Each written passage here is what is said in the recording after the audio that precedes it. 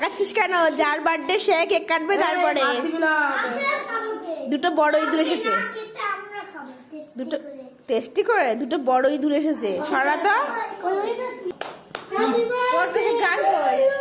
Happy birthday দাদা।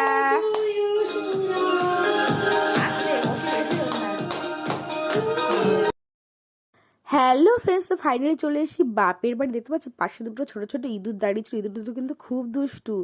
জানো তো বার্থডে বয় কেক কাটার আগে অলরেডি টেস্ট করা হয়ে গেছে। আর জানো তো কেকটাকে অনেক কষ্টে বাঁচানো হয়েছে। দুজনে কেকের ঘাড়ের পরে পড়ছিল। তো যাই হোক, কেকটাকে বাঁচানোর পরে বার্থডে বয় কেকটা কেটেছে।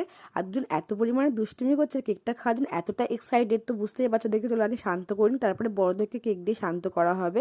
তো ভীষণ এক্সাইটেড কেক খাওয়ার জন্য। বাচ্চারা তো এক্সাইটেড থাকবেই না কেক খাওয়ার জন্য বিশেষ করে। আর বার্থডে কেক খেতে কার না ভালো লাগে, ভীষণ টেস্টি হয়। তো তারপরে দেখতে পাচ্ছ বার্থডেটা কি করে, দাদার বার্থডে আর নিজেদের ফ্যামিলির লোকজনই আমরা সেলিব্রেট করছিলাম। আর দুজন কি দুষ্টুমি করছিল, আমি ভীষণ বকছিলাম, ভীষণ দুষ্টুমি করছিল। তো যাই হোক, এখানে দেখতে পাচ্ছ বৌদি ভাজছে গরম গরম বেগুনি। অ্যাকচুয়ালি কি বলতো, বার্থডে বলে কথা, আর একটু স্পেশাল হবে না লাঞ্চ, এটা হতে পারে। তো যেহেতু সবাই মিলে খুব এনজয় করছি আমরা ফ্যামিলির লোকজনরা, এখানে বৌদি ভাজে গরম গরম বেগুনি। আরও স্পেশাল স্পেশাল মেনু ছিল, যেহেতু বার্থডে বলে কথা স্পেশাল মেনু তো থাকতে হবেই। সেটা তোমার সাথে মেনুগুলো শেয়ার করি। এখানে রয়েছে কি বলো তো, এখানে রয়েছে হচ্ছে পায়েস। আর যেহেতু বার্থডে বলে কথা, বাঙালির কোনো শুভ অনুষ্ঠানে পায়েস থাকবে না এটা হতে পারে? আমরা বাঙালি বস।